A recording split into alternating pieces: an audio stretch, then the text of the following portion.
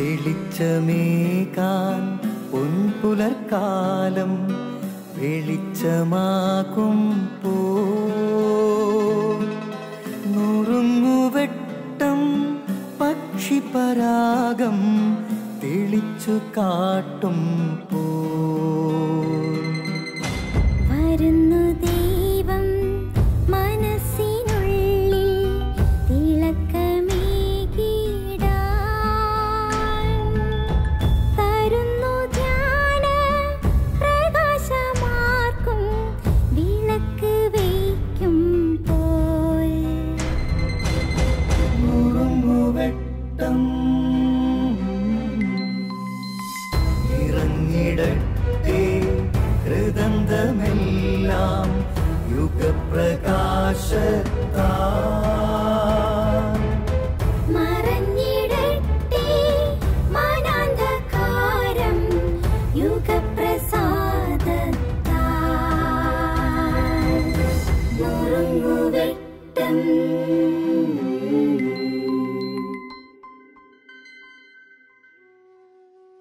പ്രിയമുള്ളവരെ, സൗഹൃദങ്ങളിലേക്കും ബന്ധങ്ങളിലേക്കും ഒരു ക്ഷണനം വചനം നമുക്ക് നൽകുന്നുണ്ട്.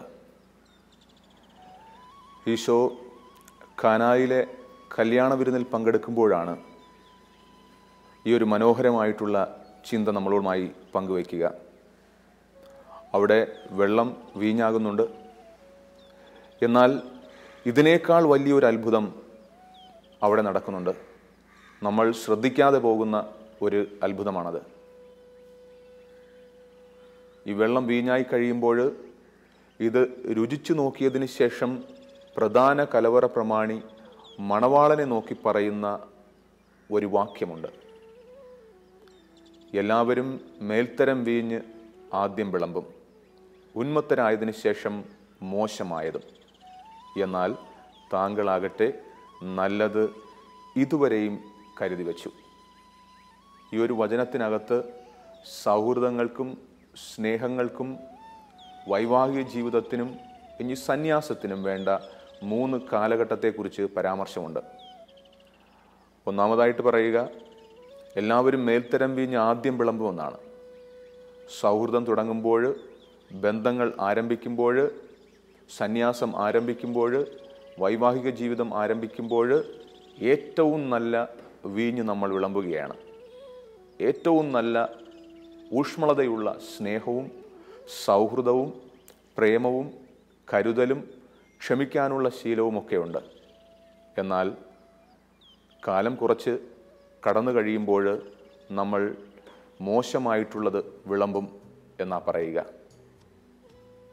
ക്ഷമിക്കുവാനോ സഹിക്കുവാനോ പൊറുക്കുവാനോയുള്ള ശേഷി കുറഞ്ഞു വരികയാണ്.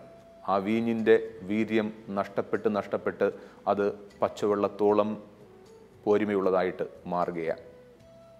ഏറ്റവും അവസാനമാകുമ്പോൾ ഒന്നും തന്നെ ഉണ്ടാകത്തതുമില്ല. എല്ലാം കൈമോശം സംഭവിച്ചു പോകുന്ന ആൾക്കാരായിട്ട് നമ്മൾ നിൽക്കുകയാണ്. എന്നാൽ വചനം നമ്മളോട് പറയുന്നത് ഏറ്റവും അവസാനം വരെ നല്ലത് കരുതി വയ്ക്കണമെന്നാണ്.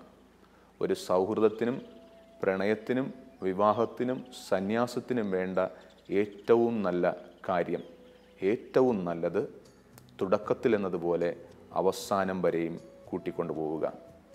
അപ്പോൾ നിങ്ങളുടെ ഉള്ളിലെ ഏറ്റവും നല്ല സ്നേഹത്തെക്കുറിച്ചും ഏറ്റവും നല്ല ചിന്തകളെക്കുറിച്ചും ഏറ്റവും നന്നായി ക്ഷമിക്കുവാനായിട്ടുള്ള ശീലത്തെക്കുറിച്ചും ചിന്തിച്ചു തുടങ്ങാം. ഇപ്പോഴുള്ളതുപോലെ അത് ജീവിതത്തിൻ്റെ അവസാനം വരെ നീളട്ടെ. അവിരാമം.